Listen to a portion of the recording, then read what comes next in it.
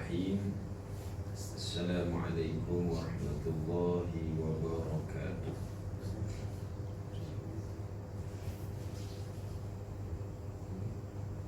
Alhamdulillahi rabbil alamin.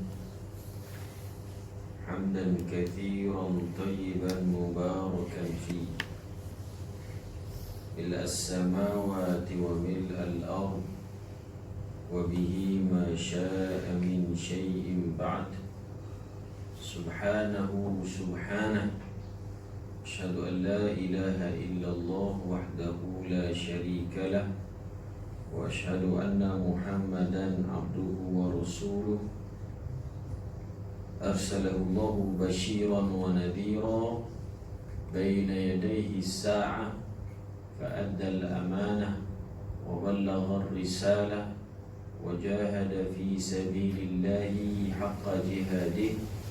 اللهم صل وسلم وبارك على سيدنا محمد وعلى آله وصحبه أجمعين ومن سار على نهجه ومن تمسك بشريعته ومن اهتدى بهديه واستنى بسنته إلى يوم الدين. أما بعد.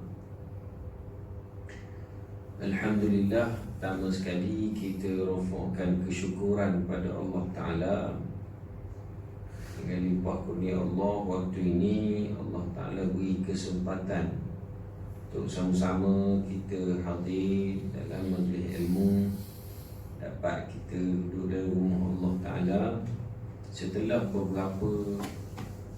beberapa bulan tak dapat untuk hadir sebabkan wabak yang terus menular dan tak boleh untuk ke majlis ilmu. Macam tempat tuan-tuan ni start bila kuliah? Dalam mana? Minggu lepas? Kami lepas. Jadi baru dalam bulan inilah baru dimulakan. Setelah beberapa lama kita dihalang untuk ke masjid, surau dan sebagainya.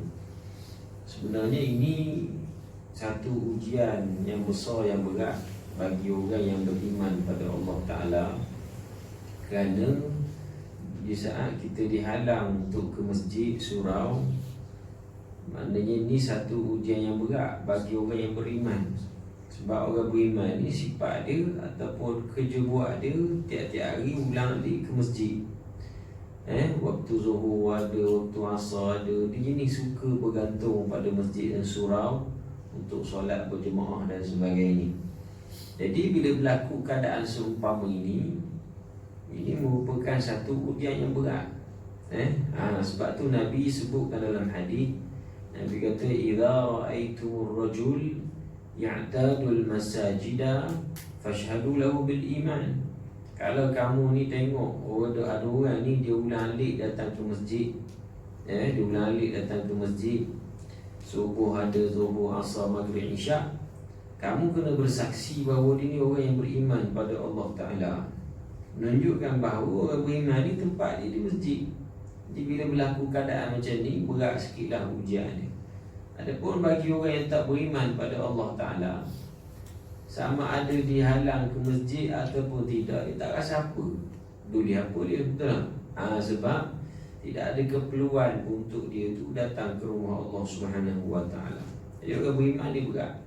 Bukan setakat itu, dengan puasa, dengan raya, semuanya kita berada dalam keadaan duduk di rumah, tak boleh ke masjid dan sebagainya.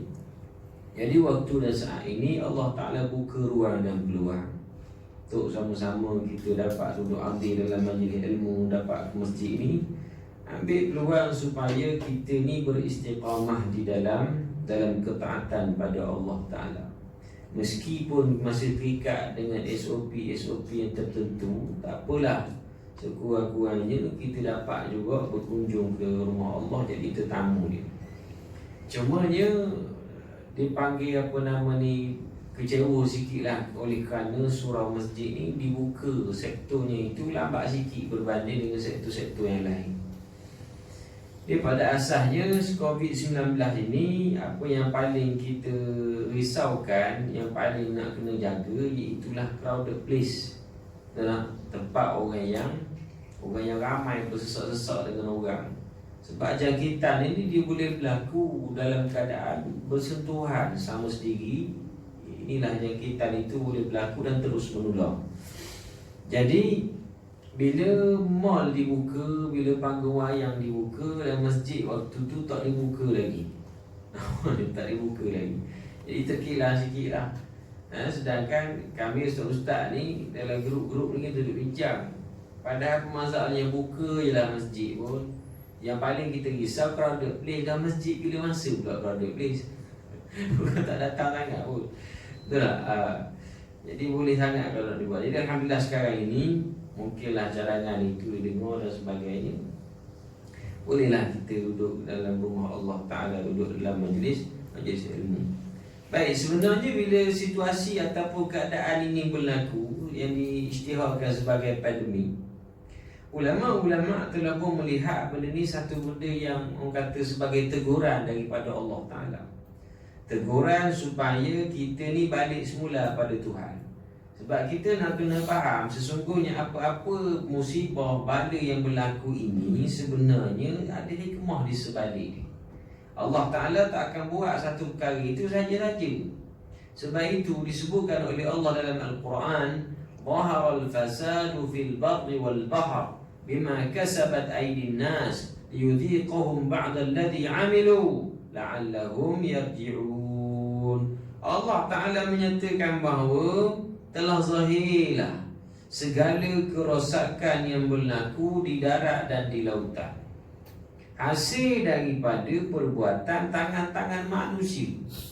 Kemudian Allah Ta'ala turunkan bala akibat daripada perbuatan itu, liyudhiqahum ba'dalladhi amilu, kata Allah, supaya mereka merasakan sebahagian daripada perbuatan tangan mereka sendiri, la'allahum yarji'un, supaya mereka balik semula kepada Allah Azza wa Jalla. Rupa-rupanya apa yang berlaku hari ini, kita melihat ini sebenarnya Allah tak nak tegur betapa manusia ni banyaknya lupa pada Allah Jalla Jalaluhu. Masing-masing bermaksiat kepada Allah. Bila kita menyaksikan satu dunia hari ini menentang Islam, Islam ni ditindas, ditentang bukan setakat di dalam negara kita sahaja, tapi ia juga berlaku di seluruh dunia pada hari ini. China, kita tengok bagaimana diorang seksa orang Islam, bunuh orang Islam. Di Amerika pun sama, ditindas sekeras-kerasnya. Lalu bila keadaan ini berlaku, Allah Ta'ala dia takkan duduk saja, kerana Tuhan itu maha adil. Di sana Allah Ta'ala nak didik manusia supaya biar reti bahasa, biar tunduk sikit pada pemilik dunia ini, iaitu Allah Jalla Jalaluhu. Bila mana manusia makin hari, satu dunia hari ini manusia merasakan diri mereka itu besar, lalu Allah Ta'ala nak tegur, nak ajar, Allah Ta'ala hanya turunkan satu kuman yang sangat kecil saja, nak ajar manusia yang rasa diri dia besar. Kecil tak kecil sehingga tengok dengan mata kepala tak nampak. Virus COVID-19 ni, COVID-19 ini, nak tengok dengan mata nampak tak? Tak nampak. Kalau nampak senang pula kita dah. Tengok, Nathan ni besar virus. Jangan salah ni. Tu bahaya tak nampak. Bila disebabkan kita tak nampak tengok dengan mata kepala, ni lah yang menyebabkan kena hati-hati, kena cuci tangan, kena duduk di rumah, tak boleh pergi ke mana-mana. Itu hikmah dia. Allah nak ajar. Padahal kita mengetahui bahawa sesungguhnya apa yang musibah yang berlaku ini adalah kerana perbuatan tangan manusia. Dan benda ni tak pelik. Benda ni Allah telah tunjukkan pada keadaan Nabi-Nabi yang terdahulu daripada kita. Zaman Nabi-Nabi dulu, kita menyaksikan bagaimana orang-orang yang engkar pada Allah, yang sombong, yang rasa diri dia besar, Allah turun bala nak ajar supaya mereka balik semula tunduk pada Allah Ta'ala. Namrud, bagaimana Allah Ta'ala ajar dia di saat dia ni mengingkari ajaran yang dibawa oleh Nabi Ibrahim AS. Allah Ta'ala tenggelamkan Qarun.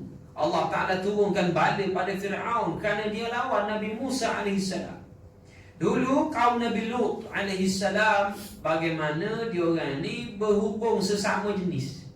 berhubungan sesama jenis. Kaum Nabi Lut kan dia tak suka duduk main laki perempuan ni. Dia laki sama laki, perempuan sama perempuan. Zaman sekarang pun ada juga macam tu.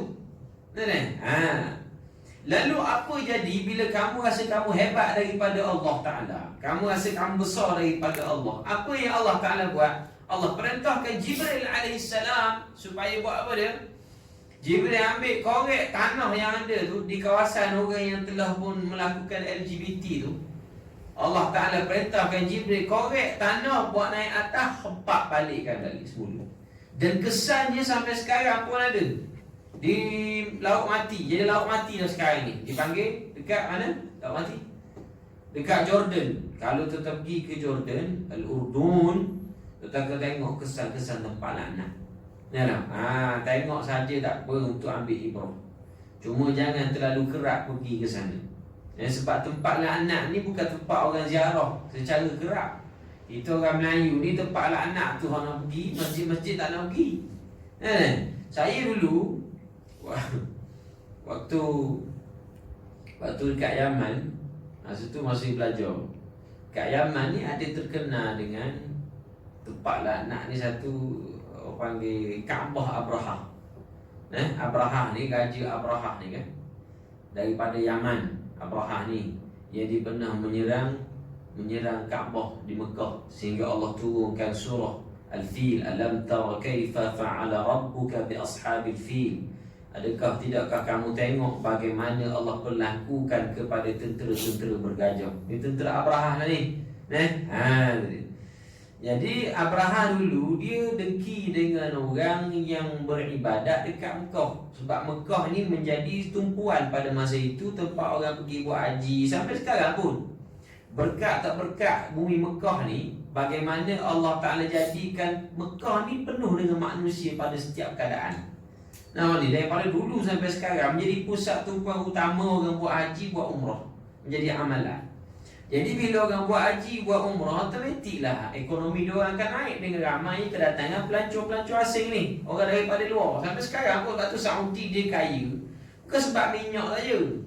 Orang Saudi ni dia kaya antaranya kerana dia ambil duit visa daripada orang luar yang masuk untuk buat umrah, buat haji dan sebagainya. Betapa ramai orang tengok, bukan musim haji pun sepanjang tahun orang buat umrah, daripada dulu sampai sekarang. Jadi ini yang didengkikan oleh Raja Yaman pada masa itu. Dia nampak sebab apa Mekah ni jadi membangun, jadi kaya-kaya sekarang, sebab ramai orang datang kan adanya Baitullah, Kaabah. So dia pun nak buat juga satu Kaabah di dekat Yaman. Dia buat bina Kaabah dekat Yaman supaya orang datang buat haji dekat Yaman pula. Ni bodoh Abraham. Bila dia buat keadaan itu, akhir sekali tak ada orang datang juga. Kerana bumi itu tak ada berkat. Allah Ta'ala yang menggerakkan hati orang supaya pergi beribadat di Mekah. Lalu akhir sekali tak puas hati, barulah bila orang tak datang juga tengok Kaabah yang dia buat, lalu dia pun pergi serang Mekah, nak runtuhkan Kaabah yang sedia ni. Itulah Allah Ta'ala jadikan kehancuran buat tentera-tentera bergajah. Jadi tapak Kaabah di Yaman tu ada lagi lah tempat laknat. Waktu di Yaman dulu, kalau orang Malaysia kita datang ni minta kita bawa awak lagi ke mana ke Yaman ni, nak tengok Kaabah Abraha, dia kata. Saya kata haji sekian banyak masjid-masjid, ulama-ulama, makam-makam ulama kat Yaman ni, awak nak pergi tempat laknat dulu, dia kata. Dia kata bukan apa Ustaz, kita nak ni je. Bukan apa Ustaz, kita nak tengok ambil pengajaran. Yelah, tu kemudiankanlah sikit. Ini turun airport tu terus nak pergi tempat laknat dah. Dia macam orang sampai ke Mesir lah, Egypt. Turun di Egypt tu kira nak pergi tengok piramid. Awak nak pergi ke mana Mesir ni? Nak pergi tengok Giza, nak pergi tengok singa besar tu. Lepas tu nak pergi tengok piramid. Saya kata Haji tahu tak piramid tu menatang dia? Piramid tu kubur Fir'aun, saya kata.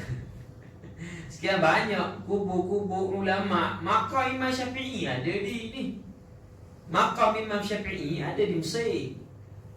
Termasuk juga makam Hasan Hussein, cucu baginda Nabi SAW, ada di Mesir. Tu repot tu bukan nak tengok cucu cicit Nabi dulu, nak tengok Fir'aun dulu. Hebat Fir'aun. Famous dia tu Nampak ni, viral dia tu sampai sekarang.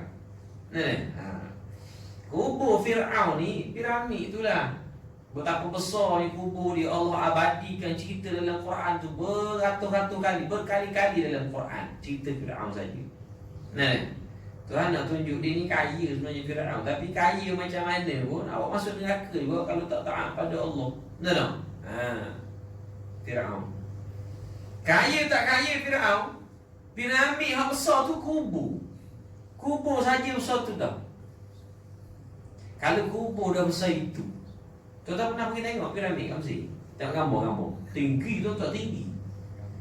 Tinggi tak tinggi, kalau kita duduk bawah ni kecil nampak, sayur atas. Kubur dia tu. Dan kalau kubur macam tu, rumah dia takkan besar kecil pada kubur. Orang tak buat kubur besar pada rumah. Sudah tentu rumah dia besar lagi. Fir'aun punya istana. Jadi itu keadaan dia, orang yang engkar pada Allah, Allah akan turunkan bala, Allah Ta'ala akan turunkan musibah. Apa sebab? Supaya mereka balik semula pada Allah Ta'ala. Itu dia. Sama juga macam yang berlaku di Aceh dulu 2004. Aceh dulu kan tsunami besar, sehingga meranakkan satu negeri itu, hancur semua. Kecuali masjid yang tersegam indah, air tak lalu kat situ. Allah tunjuk kebesaran dia. Kadang-kadang Tuhan ni sengaja tunjuk kebesaran dia, nak beri manusia ni reti bahasa. Tapi ada pula orang kata orang tak beriman ni disebut apa? Masjid tu dia tak runtuh, tak makan dengan air tu sebab kontraktor dia bagus. Pula dah tak percaya lagi. Indah ya Allah, payah nak didik orang macam ni. Padahal nampak kan video, bila mana tsunami tu datang, masjid tu dia elok. Tak? Air ni makhluk Allah, tentera Allah. Kalau rumah Allah ni memang dia tak sentuh, tak kacau. Lepas tu kita ni belit. Tempat yang paling selamat dilindungi pun kita tak datang juga. Kalau mari juga Ustaz buat benda. Mari nak tidur, mari masjid. Bodoh. Sebab itu keadaan yang seumpama ini, kita kena faham, Allah Ta'ala turunkan badai ini nak tegur kita. Bila Allah tengok manusia ni makin rasa besar, makin rasa diri dia hebat, makin lupa pada Allah, banyaknya maksiat, tolak hukum Allah, tak reti nak datang masjid, nak mengabdikan diri pada Allah, sibuk cari dunia, Allah kadang-kadang nak tegur manusia ni tak perlu pun hantar bala besar sangat. Tak perlu buat gempa bumi lah, tak payahlah. Tak perlu nak turunkan tsunami, ribut taufan, tak payah. Allah hantar kuman yang kecil saja. Kecil tak kecil, nak tengok dengan mata tak nampak, untuk ajar manusia yang rasa diri dia besar. Ni Tuhan menjanji kat kita ni. Amerika yang kononnya hebat, Amerika ni dia rasa dia hebat, dia gah sebab dia ada nuklear je. Yang kononnya memonopoli ekonomi dunia dia dah. Ada nuklear, veto lagi. Allah hantar kuman kecil pun tak boleh nak ada. Runtuh ekonomi dia. Dolar hari ni jatuh berapa banyak dolar jatuh masa awal-awal tu kan. Dolar dia orang jatuh, ekonomi dia orang teruk. Pasal apa? Nak hadap kuman kecil. Jadi nak tunjuk Allah yang maha besar, aku hantar kuman kecil seekor pun kamu tak boleh nak hadap lah, berjangkit. Duduk dekat rumah. Yang mana kaya, yang mana ada pangkat harta benda, tak boleh guna duit masa tu. Nak buat apa? Awak nak beli apa tak laku. Awak ada duit banyak boleh keluar. Oh, saya duit banyak ni, juta-juta saya ada, saya nak pergi minum kat kelab malam. Tak boleh. Awak keluar sekejap kena tangkap polis. Allah Ta'ala nak ajar kita duduk di rumah masa itulah. Ni hikmah yang Allah Ta'ala bagi. La haula wala quwwata illa billah. Cuma bila keadaan ini berlaku, Allah Ta'ala nak tegur balik semula pada hukum dia.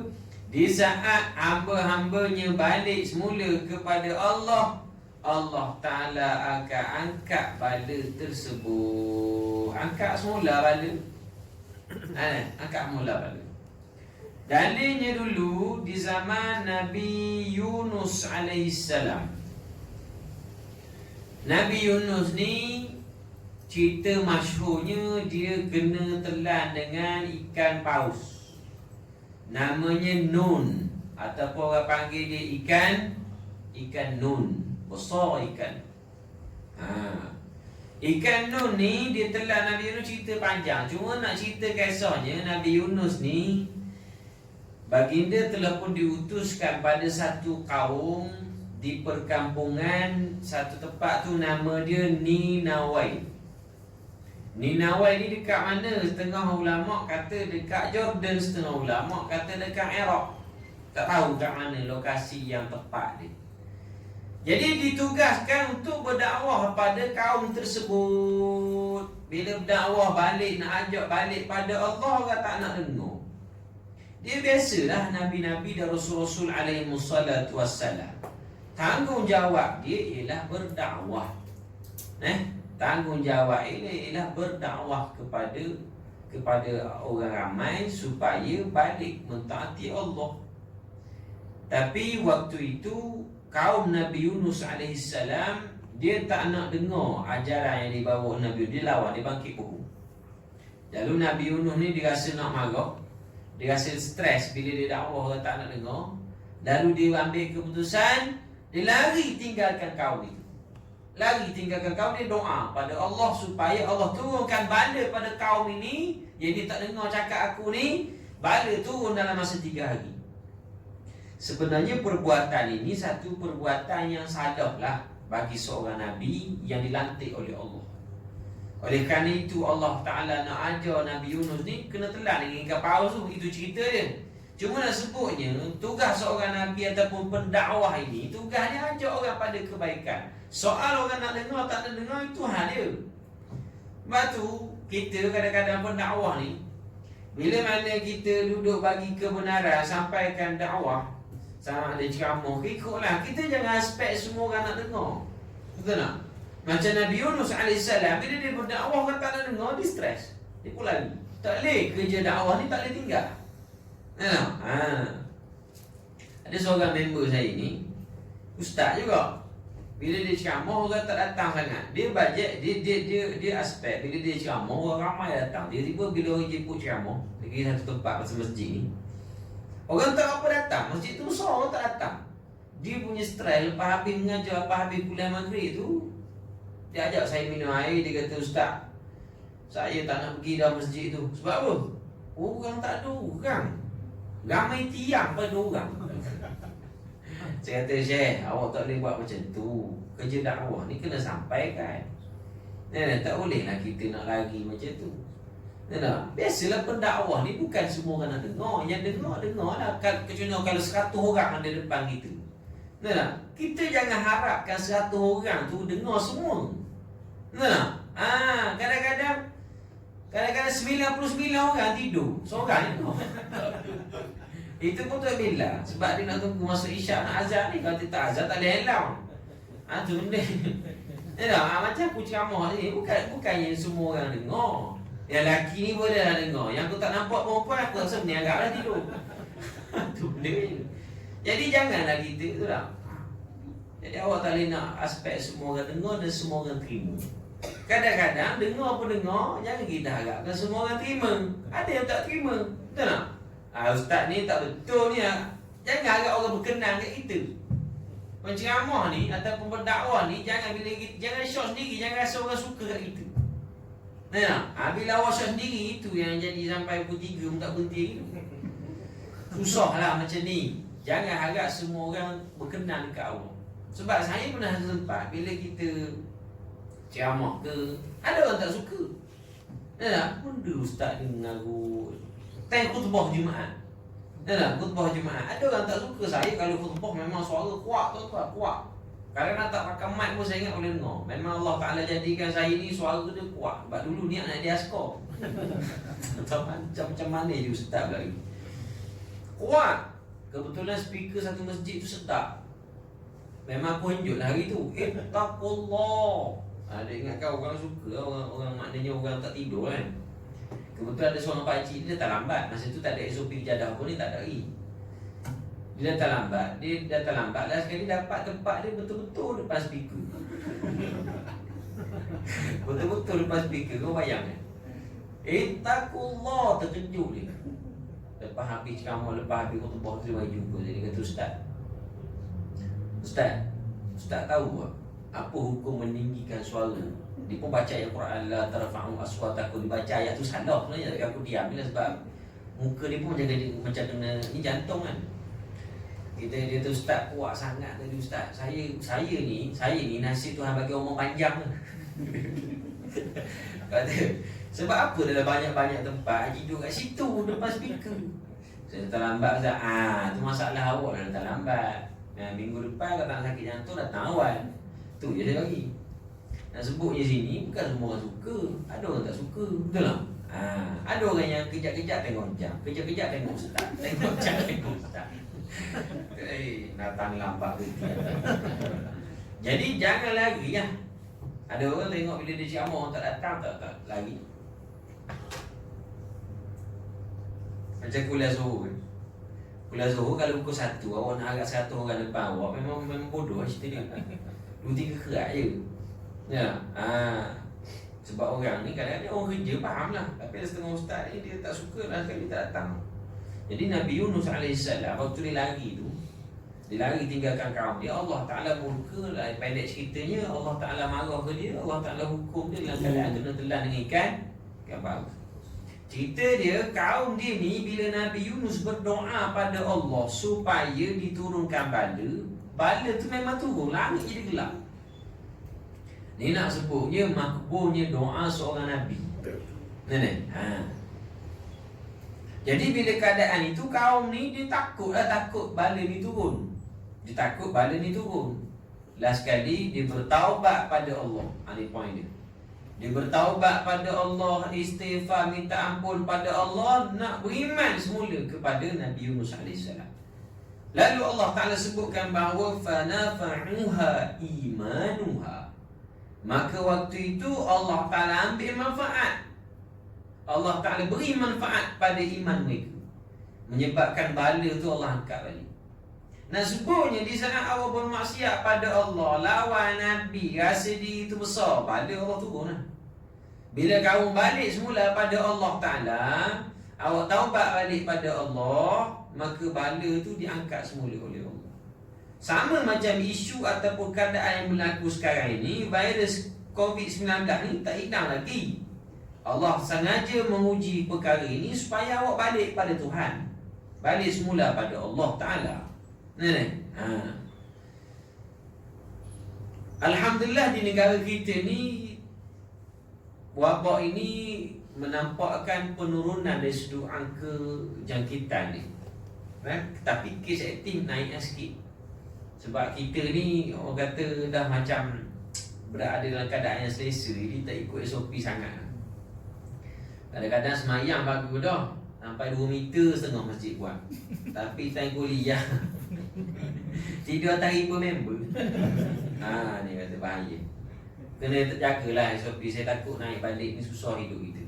Betul tak? Tapi sungguh saya balik di Terengganu. Orang Terengganu ni tuan-tuan, macam biasa lah, dia ni gamble sikit. Orang Terengganu, saya bawa balik Terengganu semalam, kat balik kampung. Orang Terengganu ni, ya Allah, aku tak pasti dia tahu ke tak menantang apa SOP. Masuk dalam kedai-kedai, tak ada tembok-tembok dahi dah. Tak ada tembok dahi. Dah kedai-kedai kopi tepi-tepi jalan, kedai warung kecil roti canai, takkan boleh nak tembok dahi. Dia dah masuk ikut pandai. Ya dah, macam di Selangor ni alhamdulillah kebanyakannya orang mematuhi lagi lah SOP. Tapi di Terengganu tak ada langsung lah, ada sikit-sikit. Orang Terengganu ni dia memang apa namanya susah sikit kalau bab kepatuhan. Dan sungguh dah macam tu tak bayang macam mana nak patuh SOP. Kalau di Selangor ni nak masuk nak sembahyang Jumaat dia kena apply borang lah apa semua, susah sikit tau. Di Terengganu ni dia boleh walk in lah. Walk in sebab dia zon hijau lama dah. Dia boleh walk in. Ada seorang pakcik ni, dia pakcik tua dah, umur 70 dekat 75 macam tu saya ingat. Dia datang masjid walk in lambat, orang azan tu baru dia datang. Ya tak? Dia bagus pakai mask, tembok dahi dia cek suhu, tak ada demam. Tiba-tiba hari tu tak ingat nampak sejadah. Betul-betul depan saya ni, hari Jumaat lepas, hari semayang. Itulah kali pertama aku dapat main Jumaat di Terengganu. Lalu IJK masjid dia kata, Pakcik balik lah. Dia cakap Terengganu, Pakcik balik lah. Dia kata, pasal apa? Ni sejadah dah bawa ni, minggu depan datang. Minggu depan mari pula, dia kata. Tak boleh lah, saya jauh ni, mari ni, jauh datang ni, takkan ni saya. Pakcik tak bawa sejadah, dia ikut SOP. SOP Natam dia kok. Dia bertekak dekat setengah jam orang. Orang lain queue ramai ni. Pakcik balik lah. Tak boleh ni, kita SOP ni, Pakcik bagus, emas ada, demam tak. Cuma sejadah dah bawa. Minggu depan datang. Pakcik tu kata apa? Dah saya-sayamu saja masuk syurga SOP. Tengok kat pengurusi masjid tu panggil masuk. Saya ada sejadah lebih. Dan nak ikut SOP macam mana? Dia bertekak kat situ. Ikut je lah. Terus tulis nama tulis. Terus tembok dahi tembok. Bayar apanya? Kan kena bayar pun. Betul tak? Tu dia. Baik. Jadi keadaan-keadaan yang macam ini awak banyakkan istighfar, balik semula pada Tuhan. Kerana istighfar ni menolak bala satu. Yang kedua yang menolak bala, kata Nabi SAW, iaitulah dengan banyaknya bersedekah. Sedekah ni tolak bala. Lepas tu kalau tuan-tuan perhati, biasa orang kalau dia sakit apa-apa, dia akan datang ke masjid untuk buat semayang ajak. Sebab dia tahu bila saat dia menderma, dia infak, memudahkan Allah Ta'ala ni angkat balik penyakit. Lepas tu tuan-tuan ada kesulitan dalam hidup, ada penyakit, ada kesusahan dan masalah begitu gini, banyak sedekah, Allah Ta'ala akan permudahkan urusan. Kalau bala nak turun, Allah Ta'ala sekat angkat bala. Lepas tu ramai sebelum-sebelum ramai jumpa saya, dia kena stroke. Ustaz, dia ulur RM100. Ustaz, tolong ni buat semayang ajak kat saya ni, bagilah RM100 bagi makan kat orang masjid ni. Dia kata, saya kena stroke kat 2 minggu. Tengok, dia tahu, dia yakin bahawa dengan infak sedekah mengangkat bala, angkat penyakit. Cuma saya kata, Haji, kalau stroke tak padan RM100. Pandai-pandai kambing saya kau. Ada pula RM100. Sebelum ni tak datang masjid. Tak sakit baru tergeng-geng nak mari. Macam mana manusia? Tak sakit baru cari Tuhan. Dan sihat sikit lupa tu pada Allah. Banyak sedekah.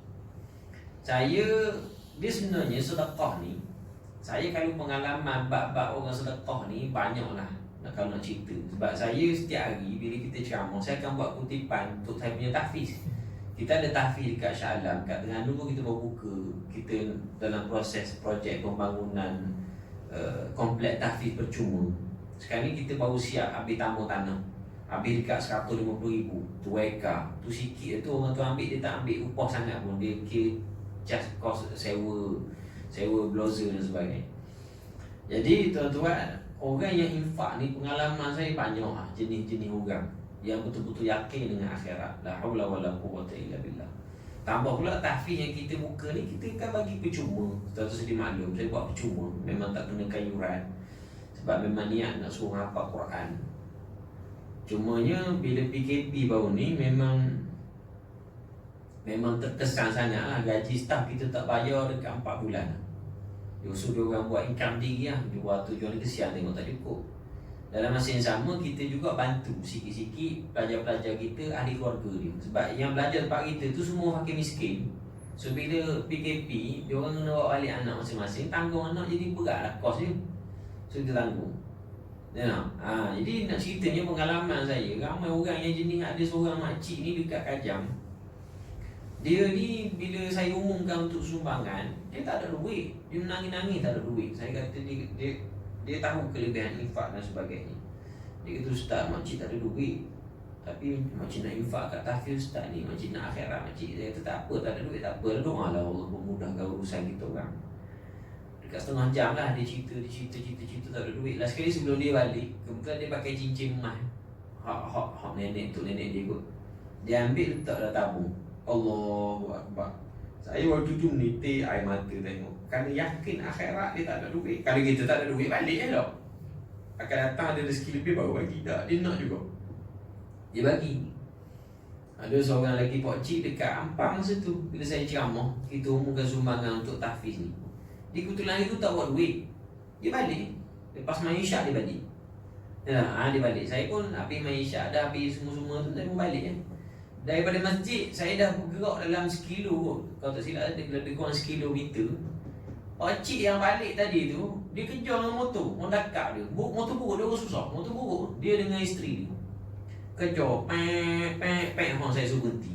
Saya tengok belakangnya, AJBJ mana pula. Rupanya pakcik dia kata, ustaz yang mengajar tadi ke? Saya kata, ya. Ustaz minta maaf ustaz, pakcik tak ingat bawa duit tadi. Pakcik balik ambil, ni bagi. Sekilo dia kejar. Orang ni suka infak ni, ustaz balik dia kejar tau. Nampak? Kejar. Orang yang memang jenis tak suka infak ni, dia tunggu ustaz balik. Ustaz tak balik, habis duit aku ni. Kejar. Last sekali dia bagi RM2. RM2 bagi. Jauh sekilo dia bagi RM2. Saya menitik air mata tengok. Allahu Akbar. Dia susah. Betulan dalam poket ada RM50. Saya bagi kat pakcik. Dia kata jangan ustaz. Jangan, macam mana RM2 ni hak akhirat pakcik. Saya pun nak akhirat saya. Saya bagi kat dia. Dia pun ambil rezeki dia. Allah bayar cash infak RM2.50. Cuma aku risau minggu depan dia bagi RM4 dapat saya. Itu yang aku risau. Tapi tak lah, pakcik ni bagus. Sebelum PKP di Terengganu saya duduk mengajar. Ada seorang akak ni, dalam sampul surat tu ada gelang emas. Dia bagi infak. Saya ditimbang di kedai emas, harga dia RM10,800 untuk pembangunan komplek tahfiz percuma yang kita nak buat di kampung atas tu, Kuala Terengganu. Saya kata orang ni, ya Allah, akhirat tu dia yakin sangat. 3 hari lepas saya balik Terengganu kan, saya cakap balik tu ada urusan tu, kau nama tanah untuk wakaf tanah untuk tahfiz. Ada makcik ni kata, ustaz, saya lama dah nak jumpa ustaz ni, first time tengok depan-depan ni, biasa tengok kat YouTube, kat TV. Handsome juga ustaz itu je aku nak quote tu. Dia ambil dalam, saya ni memang saya niat nak bagi sendiri kat tangan ustaz ni. Saya tak nak bag ni, saya tak suka, saya nak bagi sendiri. Dia keluar dalam bag dia ada satu bekas bag kecil, macam bag orang tak duit shilling. Saya kata, apa ni makcik? Dia kata gelang emas 10. Ada 2 orang gelang emas 10. Ambil dah ni untuk buat bangunan tahfiz. Sebab dia tahu kita tengah nak buat bangunan. Saya lepas Zuhur, lepas tu saya tu pergi kedai emas. Sebab emas masa tu tengah naik. Orang emas tu kata, orang kedai emas kata, kalau esok tak datang saya takut sebab emas naik turun sekarang. Pergi jual tu tengok berapa harga dia, RM38,000 nilai dia. RM38,000 dia beri macam tu akhirat. Tengok orang yakin ke akhirat, memang dia nak sungguh pahala tu. Allahu Akbar. Kita derma 10 minta baki. Tak ada ni. Pada akhirat dia tu, untuk akhirat dia. Kalau betul tak mampu, sesak tak apa. Ini gaji ribu-ribu, beri RM1 minta bagi 5%. Dah nak syurga jauh lagi. Jadi awak sedekah banyak-banyak, insya-Allah lah pahala tu makin hari makin Allah Ta'ala halang dan sekat. Cuma dalam masa yang sama usaha jugalah. SOP kena jaga dan patuhi, cuci tangan dan sebagainya. Jadi saya rasa cukup setakat tu kot. Cukup setakat tu untuk kita punya tazkirah. Sepatutnya hari ni baca hadis. Oleh kerana kitab aku tak bawa. Tunggu hadis datang tak datang. Biasa dia bawa kitab.